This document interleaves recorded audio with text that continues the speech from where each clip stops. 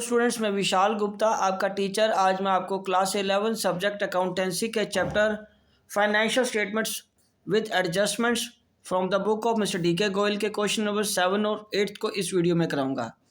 ठीक है जी, 1 से लेकर 6 तक क्वेश्चन मैं पिछली वीडियोस में मैं दे चुका हूँ। आप मेरे चैनल को सब्सक्राइब करें और वहाँ से आप इसके सोल्यूशन को देख लें। ठीक है जी, तो इस क्वेश्चन में जो है वो पहले गिवन है question, from the following figures from the prepare trading and profit and loss account for the year ended 31 March 2012 and the balance sheet as at date. तो इसमें ओपनिंग स्टॉक गिवन है, ध्यान से देखिए, ये फिगर्स गिवन है, ये trial balance नहीं बनाया हुआ। ओपनिंग स्टॉक है 1 अप्रैल 2011 का 75,000, परचेजेस गिवन है 8 लाख, सेल्स गिवन है 12 लाख। स्टूडेंट्स ये मिल गया, ओके जी, क्वेश्चन मिल गया ना। तो ये नीचे देखिए जहाँ क्वेश्चन एडजस्टमेंट्स के बाद खत्म हो रहा है वहाँ इटैलिक्स में ब्रैकेट में लिखा हुआ है KVS 2013, मतलब ये KVS में पेपर आया हुआ है वहाँ से। तो चलिए अब इसकी हम पहले एडजस्टमेंट टिक करेंगे। Commission included, commission received in advance, तो जहाँ कमीशन नजर आ रही है क्रेडिट वाली उसको टिक कर दीजिए। उसके बाद है right of bad debts and maintain provision for bad debts, तो ये जो डेटर्स हैं आप उसको टिक कर दीजिए। सन्डी डेटर्स है ना, उसको डबल टिक कर दीजिए। Expenses were paid in advance, वह वेजेस पेड इन एडवांस है, वेजेस को ढूंढ लीजिए, सेकंड लास्ट आइटम है यहाँ पे फर्स्ट साइड में। और इंश्योरेंस उसको टिक कर लीजिए। Rent and salaries are paid for 11 months, ये मैं आपको बताता हूँ जब एडजस्टमेंट करेंगे। Loan from X taken at the rate of 18%। Depreciate on furniture, furniture पे डेप्रिसिएशन कितना, 15% का। और मोटर कार पे कितना स्टूडेंट्स, मोटर कार पे 20%। और मोटर कार इधर देखिए सेल्स के नीचे, ठीक है जी। और उसके बाद क्लोजिंग स्टॉक है 60,000 का। तो स्टूडेंट्स यहाँ पे हमें बनाना है प्रॉफिट एंड लॉस अकाउंट। ये नहीं पता हमें किसकी बुक्स हैं, तो यहाँ मैं लिखूंगा in the books of dash कर दीजिए। उसके बाद है trading and profit and loss account for the period 31/3/2012। ठीक है स्टूडेंट्स, ये डेबिट साइड है और ये क्रेडिट साइड। ठीक है जी, तो यहाँ पे आ जाएगा पर्टिकुलर्स, ये अमाउंट है रुपीज़ और ये है पर्टिकुलर्स अमाउंट और रुपीज़। एक पेज पे मैंने बना लिया trading and profit and loss का फॉर्मेट, और दूसरे पेज पे मैं बना लेता हूँ बैलेंस शीट, क्योंकि एडजस्टमेंट ज़्यादा होती है तो ये एक पेज में पूरा नहीं आ पाता। बैलेंस शीट एज ऑन 31/3/12, तो ये है लायबिलिटीज साइड रुपीज़, और ये एसेट्स और ये रुपीज़। ठीक है जी, तो यहाँ पे क्या आया,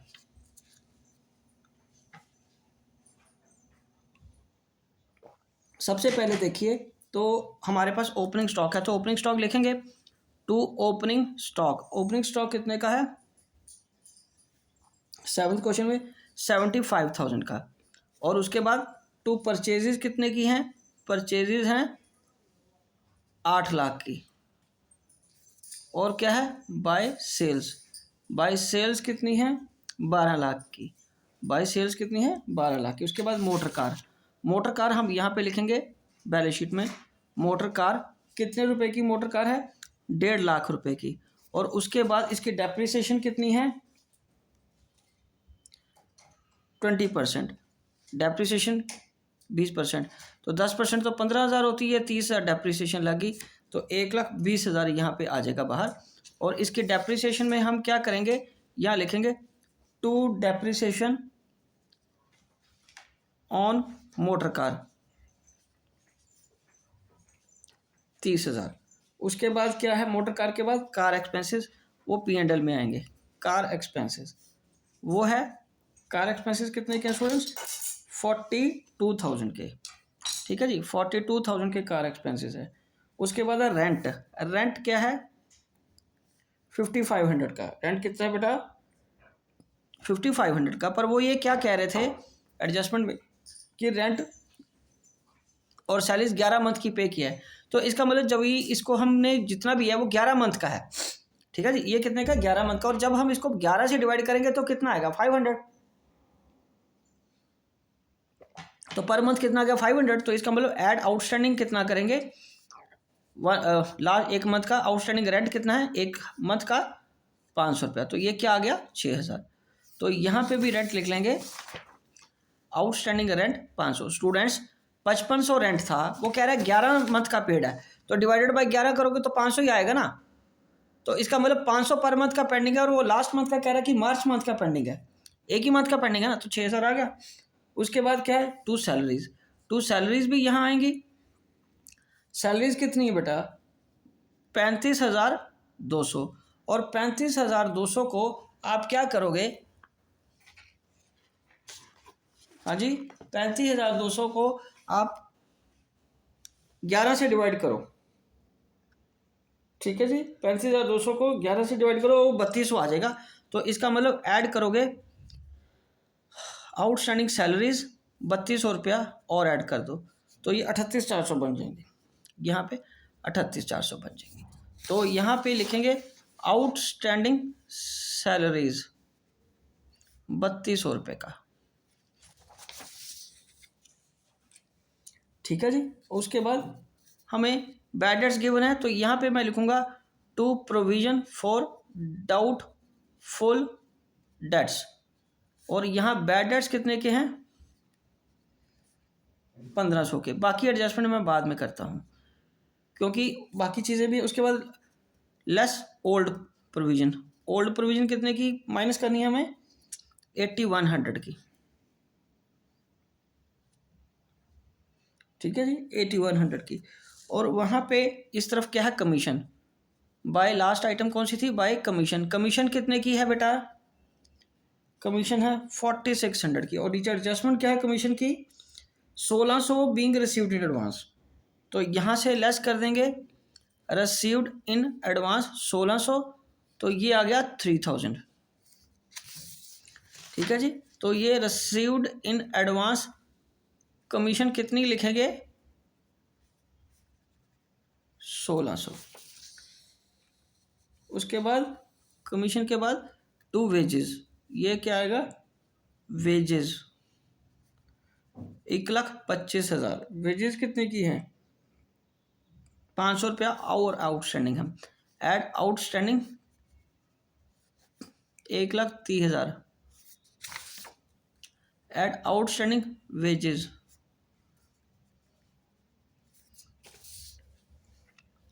उसके बाद टू इंश्योरेंस, तो इंश्योरेंस का खर्चा मैं यहाँ लिखूंगा P&L की तरफ, और ये आएगा 8400। और इंश्योरेंस का क्या है adjustment, wages students paid in advance, ओहो ये तो लेस करना है हमें, लेस प्रीपेड है, प्रीपेड माइनस कर देंगे, तो ये 5000 में माइनस करके ये 1,20,000 आ जाएगा, 1,20,000 आ जाएगा। तो ये आउटस्टैंडिंग नहीं है, माइंड इट, ये क्या है प्रीपेड, ये प्रीपेड इधर आ जाएगा, प्रीपेड वेजेस कितना 5,000 का, यहाँ आ जाएगा एसेट साइड में। उसी तरह इंश्योरेंस भी प्रीपेड है, लेस पेड इन एडवांस लिखा ना, तो ये आ गया प्रीपेड, तो ये प्रीपेड कितने का आएगा, इंश्योरेंस 1200 का, तो ये आ गया 7200 का यहाँ पे। और यहाँ भी लिख लेंगे प्रीपेड इंश्योरेंस 1200 का, ठीक है जी। उसके बाद इंश्योरेंस का भी हो गया। इधर सन्ड्री डेटर्स लिखेंगे आप, इधर क्या लिखेंगे, डेटर्स कितने के हैं, 82,000 के। और ध्यान से देखिए नीचे एडजस्टमेंट में हमारे पास फर्दर बैड डेट्स कितना है, लेस बैड डेट्स 2000, ये कितना आ गया 80,000। तो यहाँ पे ऐड फर्दर, इसको क्या लिखेंगे, फर्दर बैड डेट्स प्लस 2000, और ये आ जाएगा 3500। अब इस 80,000 की हमें क्या करनी है, लेस न्यू प्रोविजन कितने की बनानी है हमें, 5%, 8,45 4,000 की ये न्यू प्रोविजन आ गई। तो इसका तो ये 76,000 यहाँ पे आ जाएगा। और यहाँ पे क्या आएगा,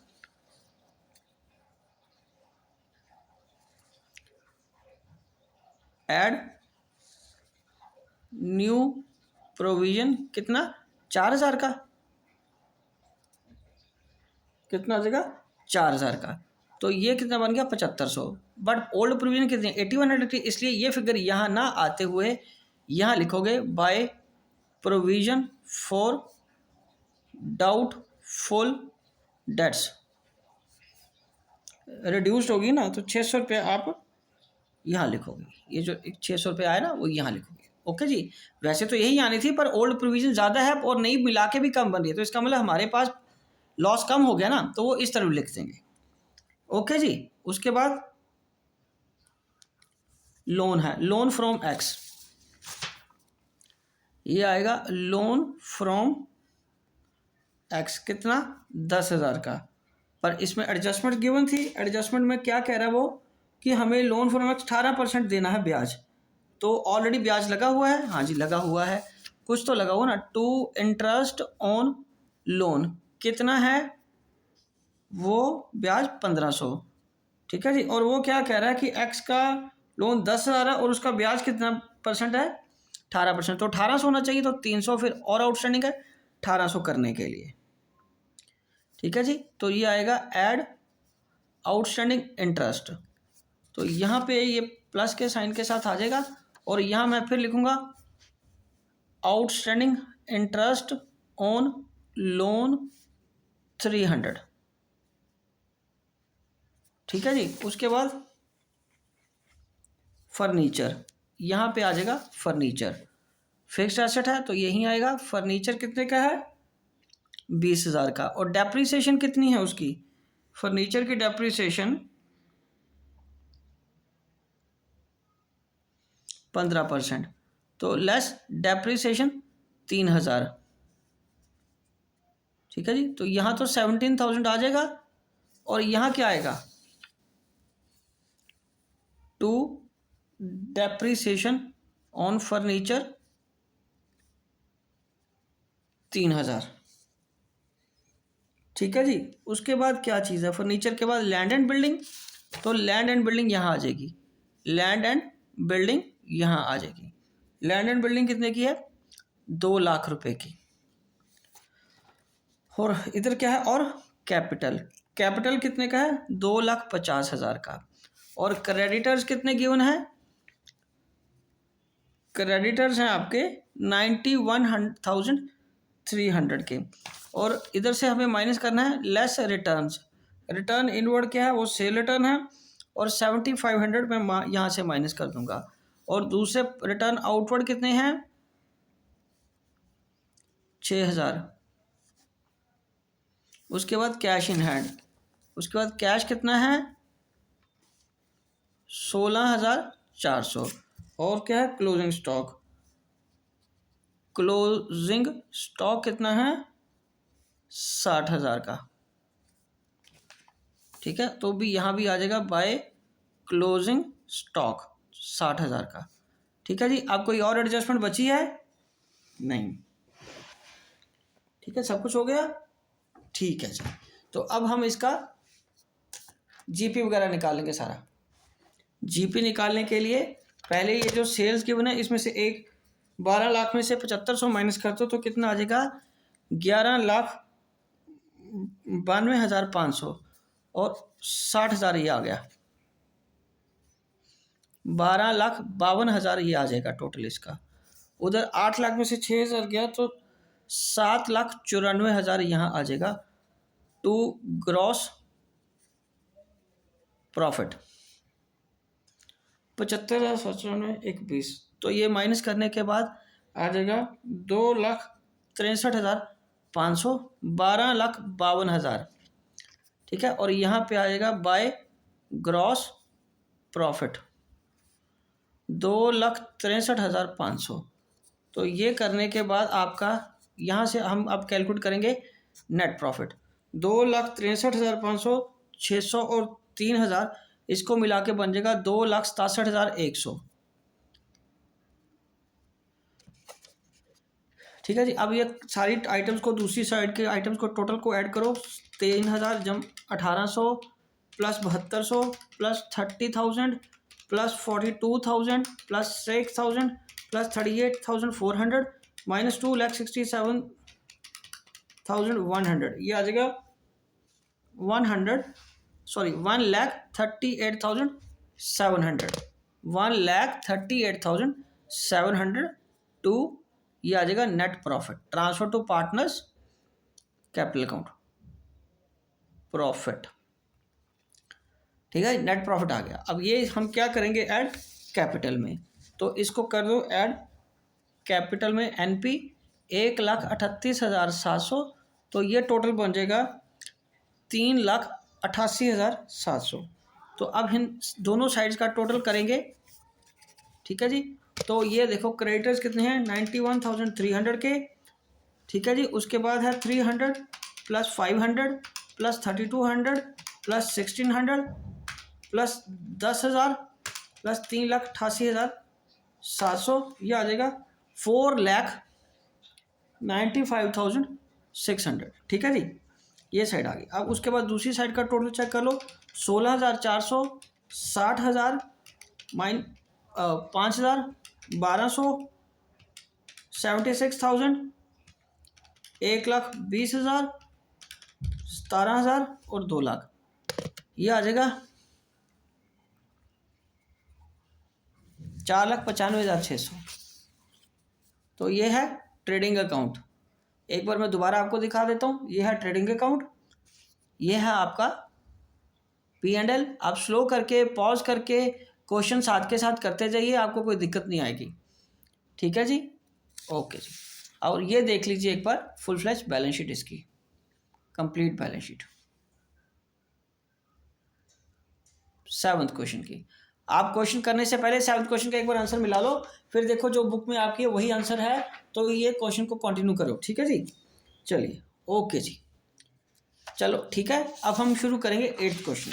तो जो 8th क्वेश्चन है वो थोड़ा अलग तरीके से है, वो सिर्फ आपको एडजस्टमेंट गिवन है डेटर से रिलेटेड, जो मुझे दूर से देखने को पता चला। तो 8th क्वेश्चन में एक्सट्रैक्ट ऑफ ट्रायल बैलेंस है, डेटर्स है सन्डी डेट्स 1,02,000 के, बैड डेट्स हैं और प्रोविजन है और नीचे एडिशनल इन्फॉर्मेशन में डेटर्स है 2,00,000 के which couldn't be recovered. It was decided to maintain provision at 5% on debtors and provision for discount on debtors. तो बेटा ये सिर्फ डेटर से रिलेटेड करनी है इन द फाइनेंशियल स्टेटमेंट्स। मिल गया ना ये 8th क्वेश्चन आपको। तो चलिए 8th सोल्यूशन मैं आपके साथ करता हूं। तो ये हमें सिर्फ दो चीज़ें बनानी हैं, एक तो बनाना है प्रॉफिट एंड लॉस में ये कैसे शो करना है। तो इसमें पूरा फुल फ्लैज ट्रेडिंग अकाउंट वाला क्वेश्चन नहीं है ये, ना ही प्रॉफिट एंड लॉस का full fledge question, balance sheet का फुल फ्लैज क्वेश्चन है। ये सिर्फ एक हमें वो बताना है कि प्रॉफिट एंड लॉस में इन सभी आइटम्स का एडजस्टमेंट कैसे आएगा और बैलेंस शीट में ये कैसे डिपिक्ट होंगी।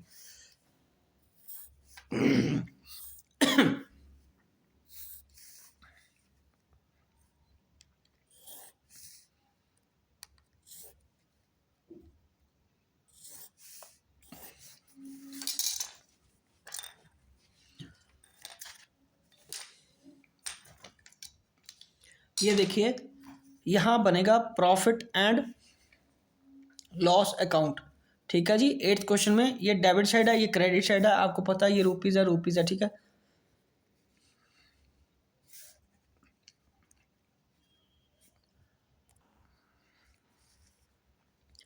ये है बैलेंस शीट का फॉर्मेट, रुपीज़, ये लाइबिलिटी साइड। नो डाउट हमें लाइबिलिटी साइड की जरूरत नहीं पड़ेगी, पर फिर भी मैं आपको बना देता हूँ ताकि हमें लगे सही कि एक्चुअल काम करें। तो सबसे पहले देखिए सन्ड्री डेटर्स हम यहाँ लिखेंगे। सन्ड्री डेटर्स कितने के हैं आपके पास 1,02,000 के, ठीक है जी। उसके बाद बैड डेट्स है, वो यहाँ पे हम हेडिंग बना देते हैं to provision for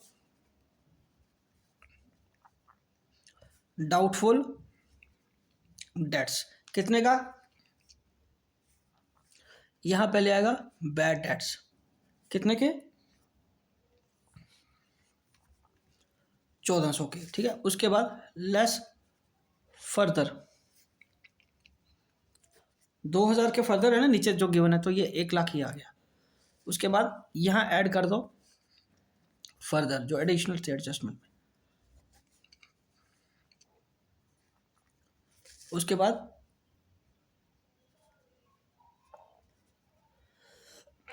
new premium कितने की कैलकुलेट करनी है 5%, 1,00,000 का 5%, 5,000 आ गया, तो ये 95,000 आ गया। और इधर क्या करेंगे ऐड न्यू प्रोविजन कितने की, 5,000 की, तो ये बन गया 8400 और लेस क्या करेंगे, ओल्ड प्रोविजन जो कि ट्रायल बैलेंस में ऑलरेडी गिवन है वो कितनी है, 3400 की, तो ये फिगर हमारे पास कितनी बन के आ जाएगी,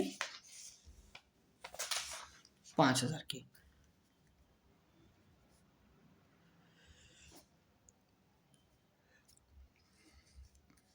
उसके बाद 2% या 5% ये है, उसके बाद 2% on discount on debtors provision, तो ये किस पे 2%, 95,000 का 2% है, ये आ जाएगा 1,900 रुपये का, तो ये माइनस 1,900 रुपये ये आ जाएगा, और ये इसको माइनस करके आ जाएगा 93,100 और यहाँ पे इसको दिखा देंगे to provision for discount on debtors, ये हमने provision for discount on debtors बनाई है, ये 1,900 रुपये जो यहाँ से